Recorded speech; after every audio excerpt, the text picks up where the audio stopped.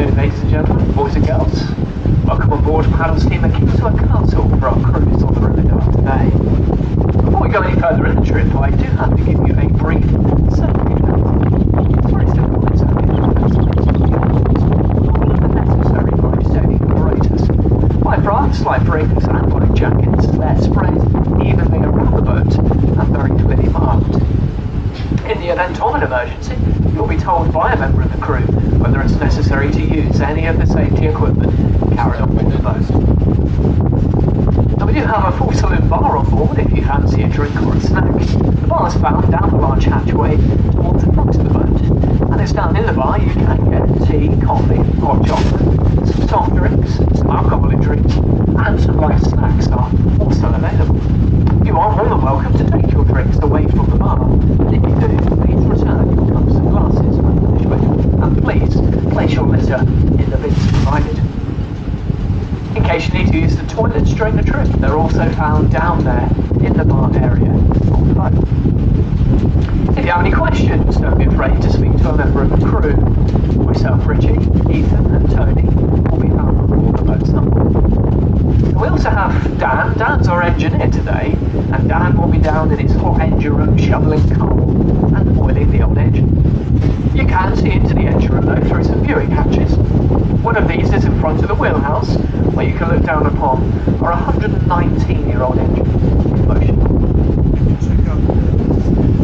Now during the trip today I'll point out one or two places of interest and hopefully a little bit of wildlife. The trip will last for about an hour, and we're going to head off downriver first and out towards the sea.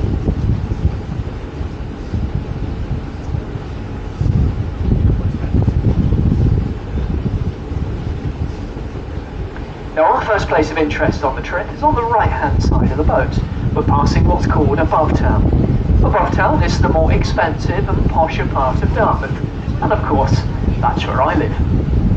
Well, I wish. There are some lovely houses in Above Town, as you can see.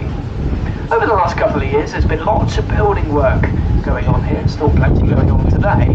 People like to modernise, renovate or enlarge their houses in many different ways, or knock their houses down and build brand new ones in their place, which does happen a lot actually. It's happening directly on the right of the boat there, and ahead of us to the right here as well.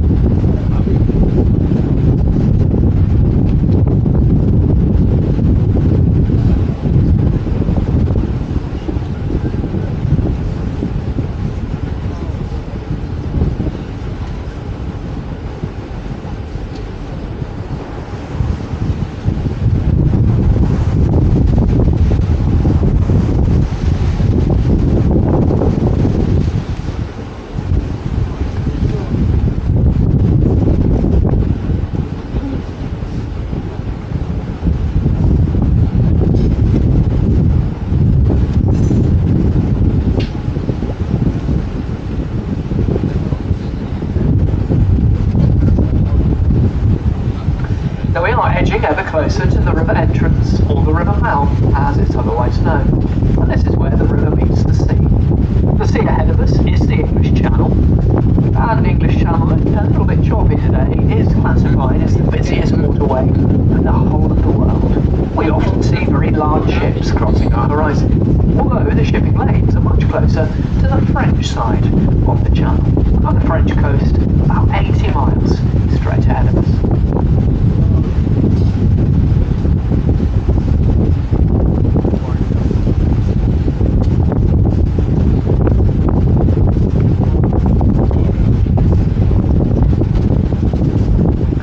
Straight in front of the boat now we can see the Dartmouth Castle, and the castle we see here today, the third and smallest castle to have been built on this site.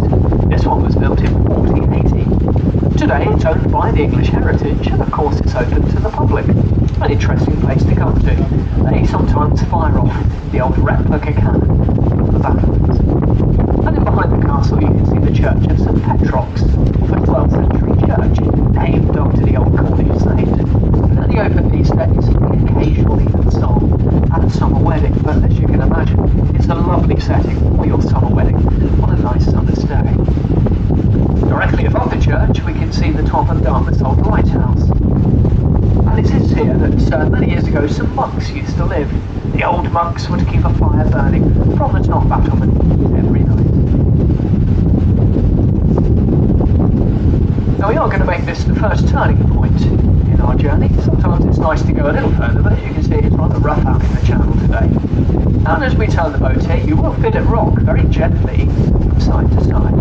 Of course, it's nothing to worry about, but if you do feel a bit queasy through the motion in the ocean, please lean out over the rails and check the wind direction first. We did scrub these decks down this morning.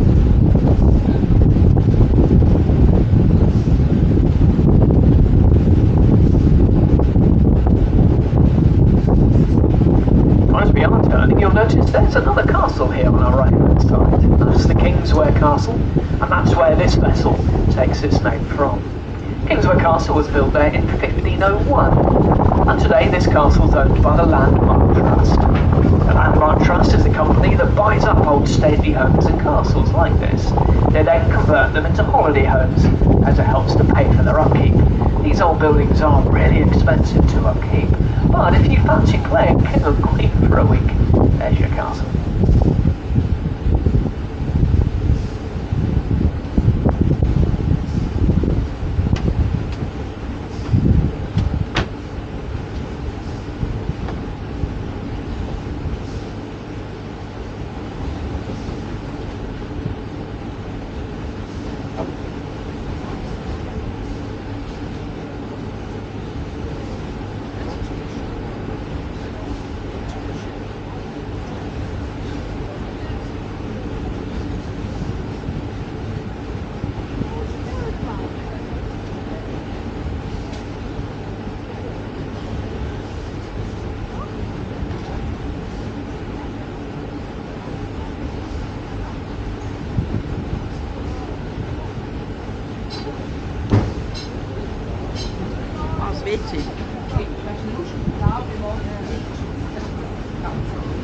Traditionell auch echt.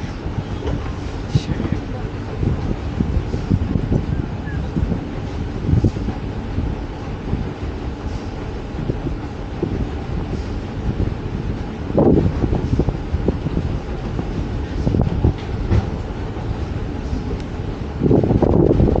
Now during our trip today we passed by some lovely residential properties. Obviously I won't talk about them all, but the one we're going to pass now, directly on the right of the boat, is quite interesting. And it's a house right down here at the edge of the river, the one that's built into the cliff, or the rocks there. It kind of looks like it's been there for many, many years, but the house is quite new. And the house itself has no road access to it. It can only be reached by boat, or by scrambling down the cliff face above. Well, you'll notice they've rigged up a long scaffolding lift service from the house up through the trees to the actual road above. And that's so they could bring all the building materials down during the building of the house. But of course it's been very slow going for this guy, having no real road access to his property. It's taken him a number of years to get to what you see there today. But he's finished now, and what a fantastic job he's made. It's almost like the house has grown out of the rocks.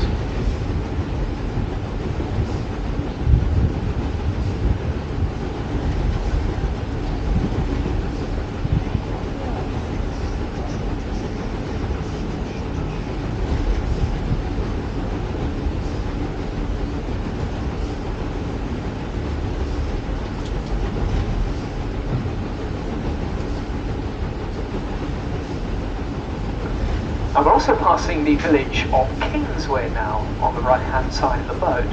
And much like Dartmouth on the left, that's the more expensive part of Kingswear. On the right, it's all because the houses here have the river frontage and all-important sea view. They really can command very, very high prices when they rarely come up for sale. It's a lot of fun, I think, though, just to pick out your favourite house, the one that you quite like to buy, if you are lucky enough to win the lottery. And you probably have had to win the lottery to buy a house in Kingswear, or Dartmouth for that matter, because in this part of the river you won't find one for sale for less than £1 million. Interestingly enough, the house directly to the right of us is currently for sale, I noticed, in the local estate agents. It's the large white one with the castellated bits above its windows. and they're only asking £7.6 million for it. What a bargain.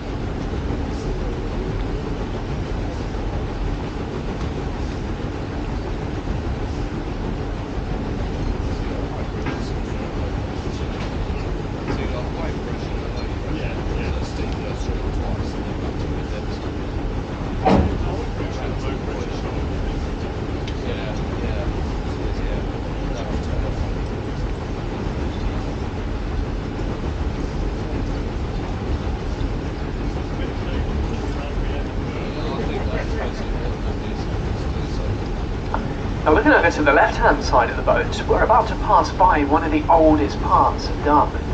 It's called Bayard's Cove, and at the start of Bayard's Cove is Bayard's Castle. That small stone fortification was built there in the early 1500s, and it would have acted as the last form of defence for Dartmouth against invasion. If the old enemy ship had snuck past the cannons back at the Dartmouth and Kingswear castles, they'd been picked off by the cannons used over there at Bayard's Castle. The front row of houses along Bayard's are old custom houses built in the early 1700s. The largest house at Bayard's has 1739 written above its white front door, which you can just about see from here. The quayside, in front of the houses with the old cobbled street where those people are walking, was actually laid down there in the 1300s, and there's been a recorded ferry service running from Bayard's here on the left since 1347.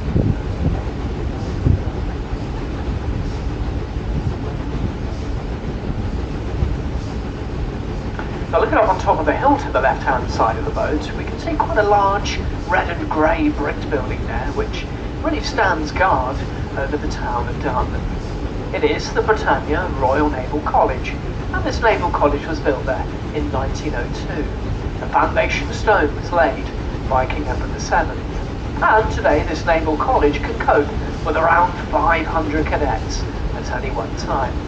These cadets come from all over the world for their training. They don't just come from the British Navy, and all the cadets are of an officer class.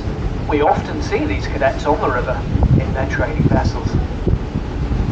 Now, many of the elder male members of the royal family have also trained up at this naval college over the years. Our present King, Charles, did his training at the college, and the last member of the royal family to train here was Prince William. Interestingly though, it's also up at this naval college our late Queen Elizabeth met her husband Prince Philip for the very first time. Now Prince Philip was here training in 1939. She came to the college as a young princess with her mum to oversee a passing out parade, and Prince Philip was assigned to be her official escort for her stay at the Naval College. She was only a 13-year-old princess at that time.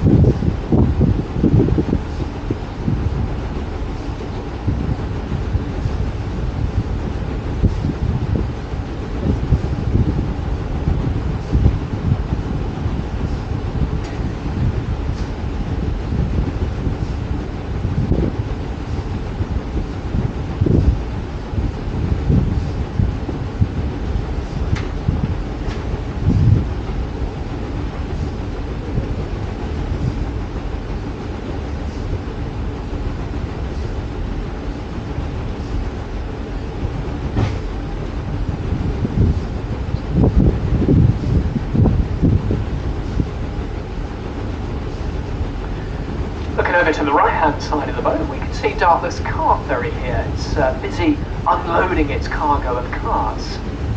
This car ferry was built in Holland back in 2009, and it was built to replace Dartmouth's old car ferry. The old car ferry was a much older fashioned affair than the one you see there today. The old ferry had large paddle wheels on each side of it, much like the boat you're on today. Now, just like the old ferry, that new one there has absolutely no steering of its own.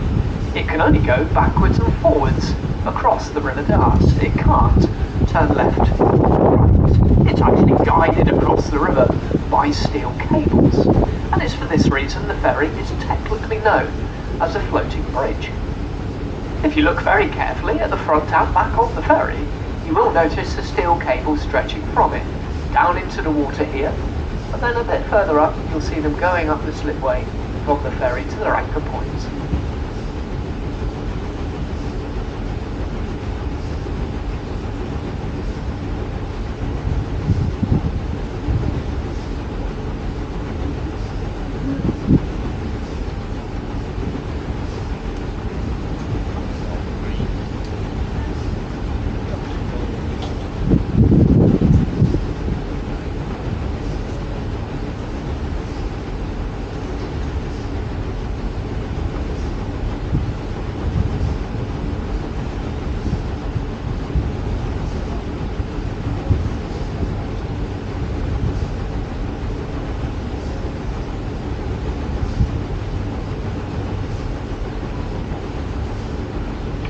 Now looking over to the left-hand side of the boat, we're passing a little bit more of the Naval College. It's a small naval dockyard or naval base called Sand Key.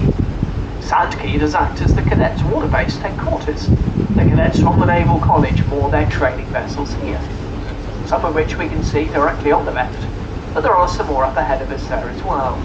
I'm not sure if there's any cadets on board at the moment, but if there are, it'll be a great opportunity for all the ladies aboard this boat to wave and shout "Hello Sailor" as we pass by. Now, for those of you that have visited the river before, you may remember there being a large grey warship just moored up here to our left. This warship's called Hindustan, and the Hindustan gives the cadets the feel of a modern-day warship without ever taking one out to sea.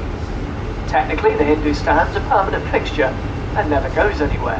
Although, as I'm saying this, you'll notice it's actually gone somewhere. It has been taken to Portsmouth for some repair works to be done. It is, though, returning back to the river in the coming weeks, and they're currently doing some repair works over here at the dockyard as well. You can see a couple of visiting barges in at the moment.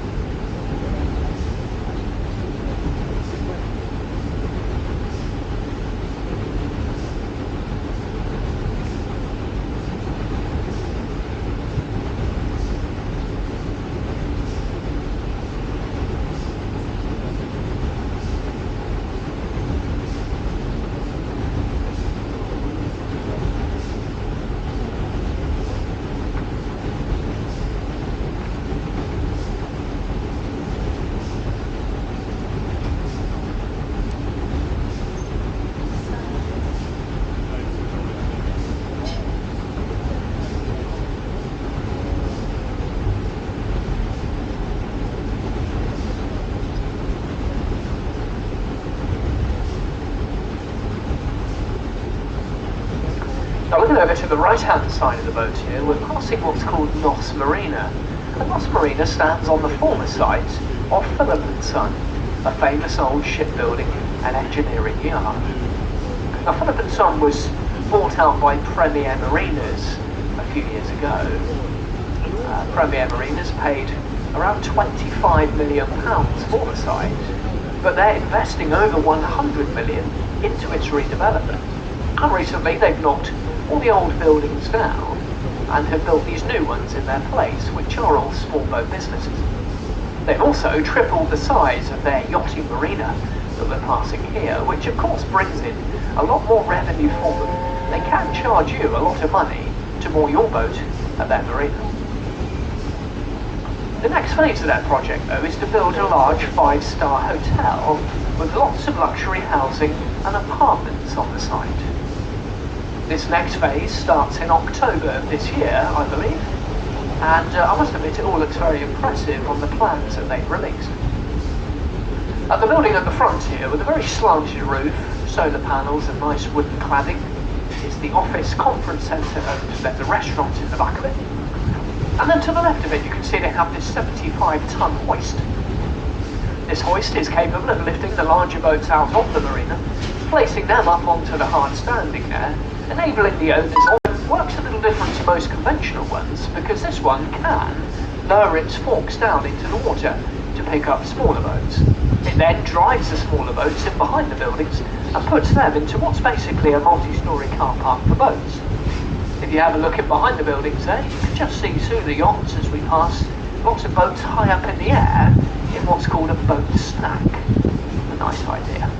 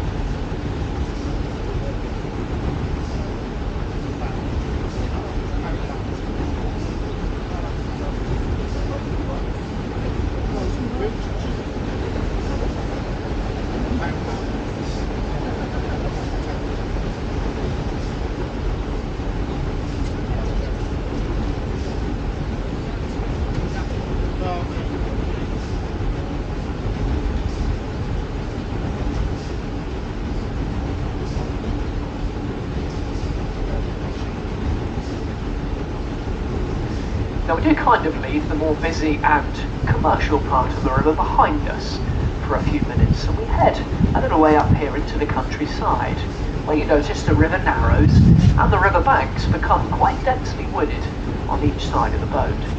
We find a little bit more of the River Dart wildlife up here. Do keep your eyes out for any heron, cormorants, egrets, different species of ducks, geese, swan, and the kingfisher. These are the most common birds seen on the River Dart. Now we're quite lucky to have a very clean river, pollution-wise, and the river's very healthily stocked with fish. In turn, it supports a large amount of fish-eating birds. But we also have loads of Atlantic grey seals living in this river. The seals spend most of their lives chasing all the fish about, but they sometimes pop their heads up when we pass them by, so fingers crossed we may spot one.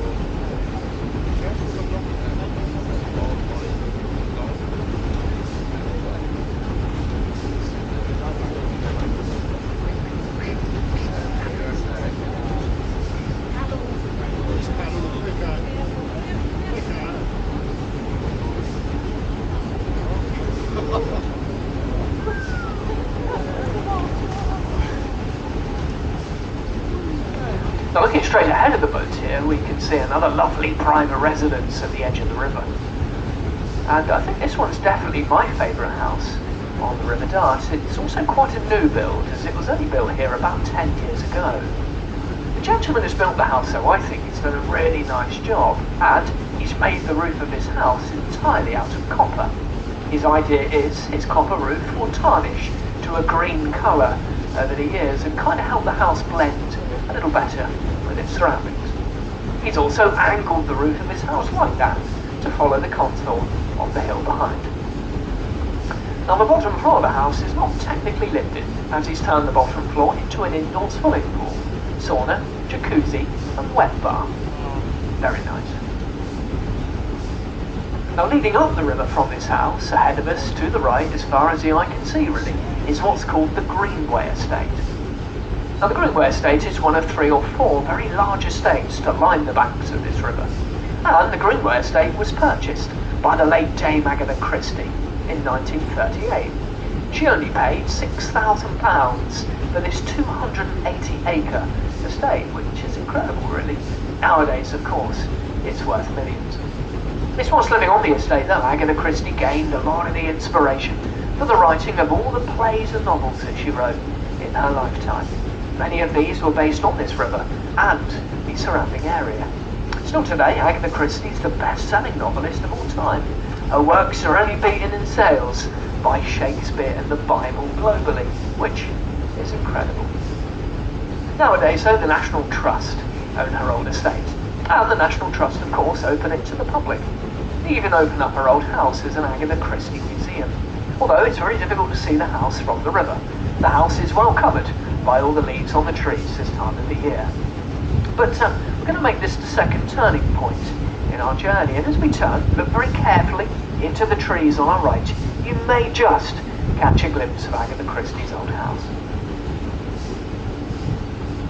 Now whilst we do make this our second turn, directly to the right in the boat you can see the village of Dittisham there in the distance, or Ditsham as it's pronounced locally. And Dittisham is one of 3 villages to line the banks of this river. Now Dittisham takes its name from its founder. This was a Saxon chief named Didas, who settled his camp here back in Saxon times. The old Saxon word for a settlement by the water was a ham, so the village started life being called Didas Ham. But over the years it's become Dittisham, or Ditsham, as it is really said nowadays.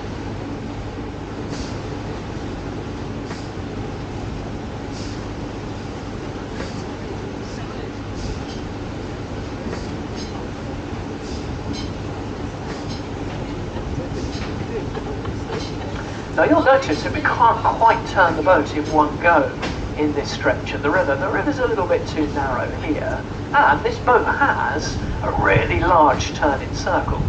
The reason for this boat's large turning circle is that you cannot move one of the paddle wheels forward whilst you move the other paddle wheel on the other side of the boat backward to kind of help you turn. The paddle wheels in this boat are fixed together. They both go the same way at the same time, which of course makes turning the boat much more difficult. So we have to do like a 3-point turn to get round here.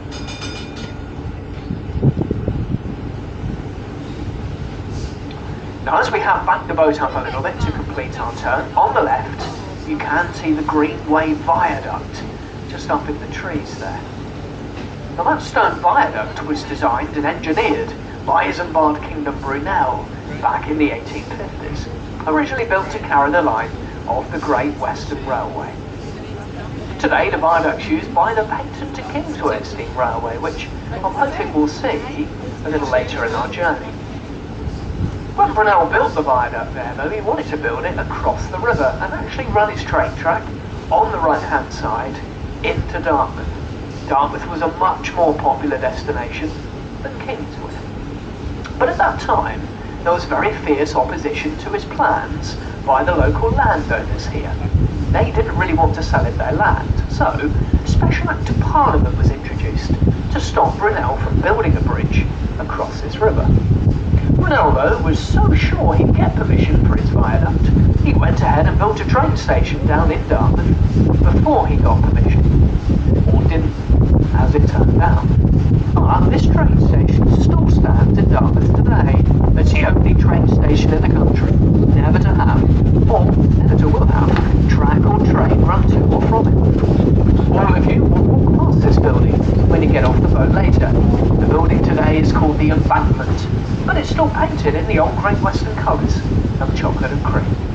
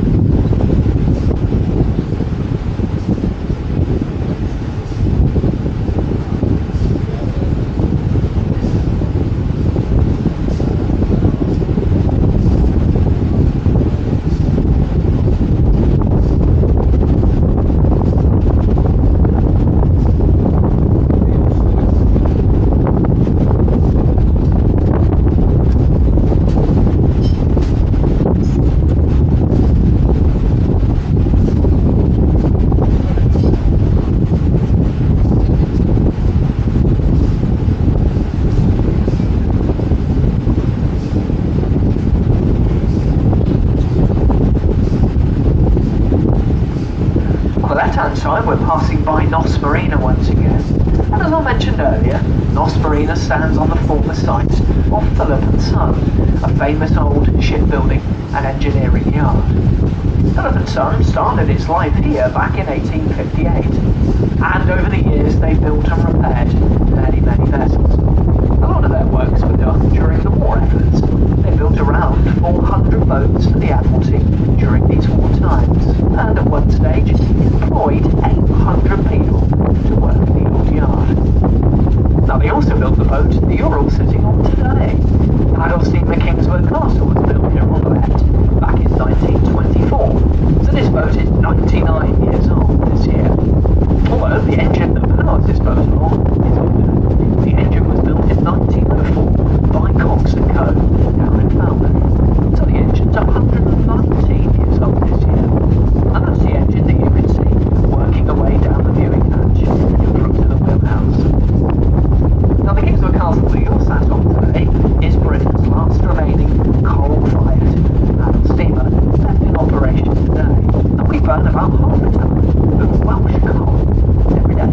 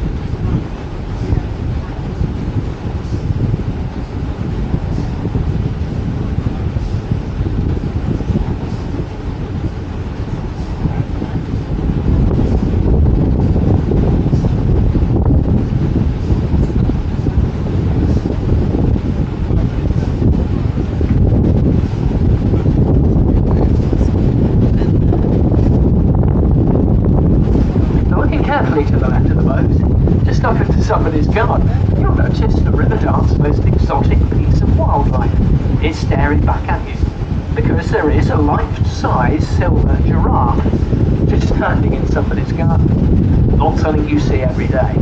Now I'm sure you're wondering, why is there a silver giraffe standing in that garden? Well, that's exactly what I wonder every time we pass it. But of course there are some stories flying around as to why the giraffe is actually there. One, it's simply an art installation.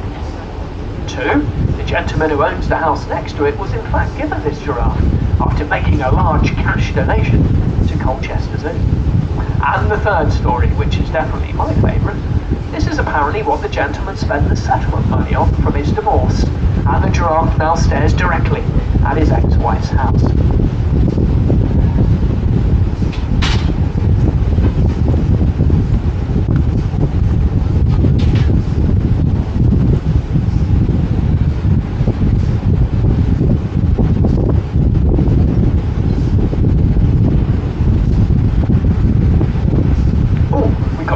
Train making its way back up the line here, just ahead of us to the left. It's going to be a nice view actually as it just passes away to our left. Now, this is the painted Kingswear steam train. Very nice scenic trip to do. In case you haven't yet been on the train, I can highly recommend doing so. The steam engine pulling the carriage today is Braveheart, one of the larger engines to operate on the line.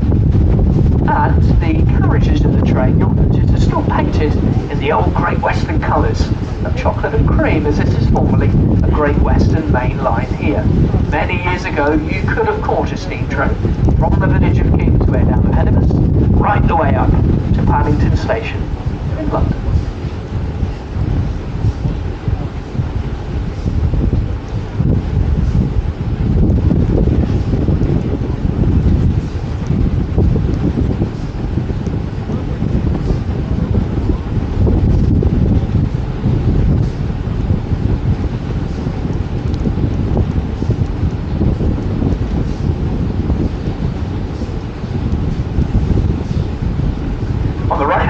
of the boat, we're getting a nice close view of Dartmouth's car ferry as we pass, and you can quite clearly see the steel cables that guide it across the river, stretching down into the water just at the front of the ferry there.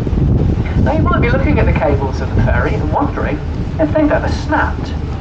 Well, they haven't with this new ferry, but they did several times with the old paddle-driven ferry that I mentioned earlier in the trip. Most notably was 18 years ago now in a really bad storm.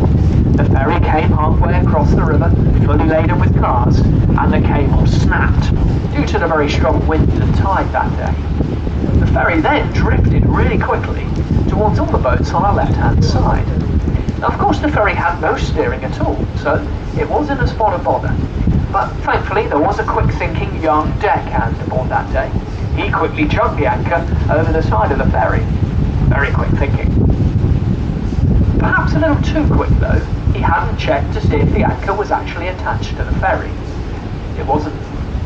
The anchor just fell straight to the riverbed. The ferry ploughed down through those boats on our left and caused quite a few pounds worth of damage, and even made national news. Dartmouth being a small town, of course, word spread pretty quickly, and that young deckhand found it very difficult to get a job thereafter. But thankfully, this company felt sorry for me and gave me a job talking to you today.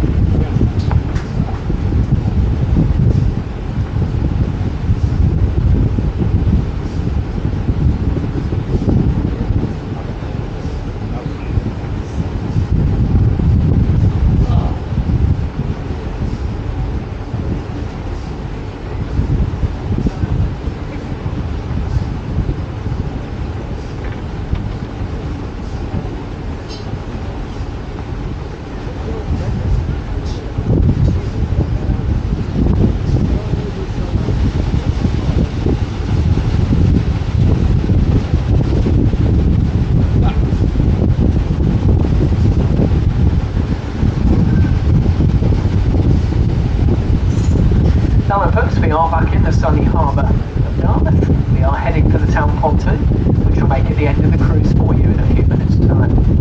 Please remain seated, or at least hanging on tight, until we get in alongside for our controlled crash berthing manoeuvre, and I'll let you know when it is safe to leave the boat. I hope you've enjoyed your trip on the river with us, and I hope that my commentary made the trip a little bit more interesting for you.